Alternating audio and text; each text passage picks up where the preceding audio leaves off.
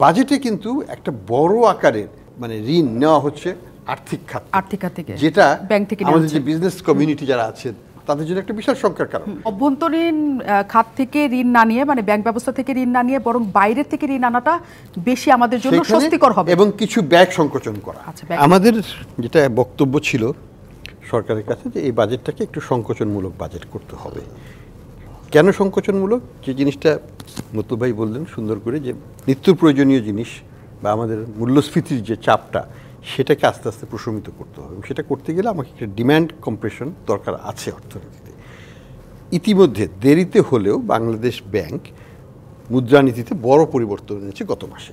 Interest রেটটাকে লিবারালাইজ করে দিয়েছে, এখন বাজারের হাতে ছেড়ে দিয়েছে। এটা 1.5 বছর আগে করলে আজকে আমরা অনেক স্বস্তির জায়গায় থাকতাম। যাই হোক, পিছনে তাকিয়ে লাভ নেই, আমরা সামনের দিকেই ড্রাইভ করি। তো এটার একটা প্রতিফলন আসবে। সাথে এক্সচেঞ্জ রেটটাকেও লিবারালাইজ করে দেওয়া হয়েছে, কিন্তু দেখবেন যে এক্সচেঞ্জ রেটকে ছেড়ে দেওয়ার পরেও এক্সচেঞ্জ রেট কিন্তু মোটামুটি স্থিতিশীল আছে। এবং আমরা যেটা বলেছিলাম যে interest rate will support exchange rate, এবং এক্সচেঞ্জ রেটটা যখন স্টেবিলাইজ করবে তখন মূল্যস্ফীতির উপর সেটার একটা পজিটিভ প্রভাব পড়তে বাধ্য হবে। কারণ আমদানিকৃত সব পণ্যের উপর তখন একটা স্থিতিশীলতা আসে, প্রাইসটা বাড়বে না, ওখানে স্থিতিশীল থাকে। বিশ্ববাজারে কিন্তু দাম সেরকম পরিবর্তন হয় নাই।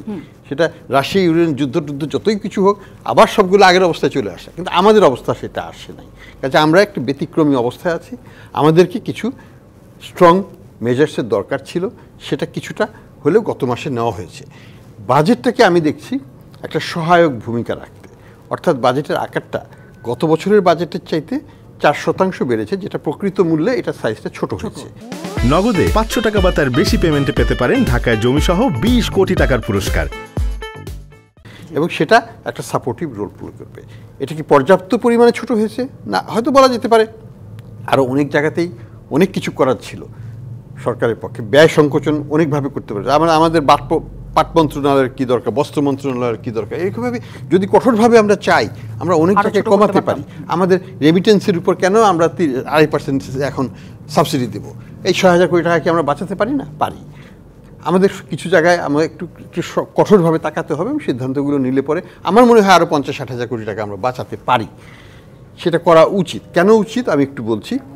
কারণ এই বাজেটটাকে সংকোচনমূলক করার পরে আমি মনে করি যে পলিসি যদি ঠিক রাখা হয় আগামী 6 থেকে 9 মাস পরে মধ্যেই আমরা ইনফ্লেশনটাকে নিম্নমুখী দেখতে পারবো, এবং বছরের শেষ নাগাদে ওই যে 6.5-এর কথা বলা হয়েছে হয়তো তার কাছাকাছি চলে আসবে। বাজেটে যে দিক নির্দেশনা নেওয়া হয়েছে এবং আগে বাংলাদেশ ব্যাংক মুদ্রানীতিতে যা করেছে দুইটার সমন্বয় আপনি বলছেন যদি কার্যকর করা যায় তাহলে সেটা বাজেটে নির্ধারিত মূল্যস্ফীতিতে ফেরানো যাবে, কাছাকাছি চলে আসবে যদি নাও আসে। আচ্ছা, কিন্তু এখানে একটা কিন্তু আমি দিব, বাজেটে কিন্তু একটা বড় আকারের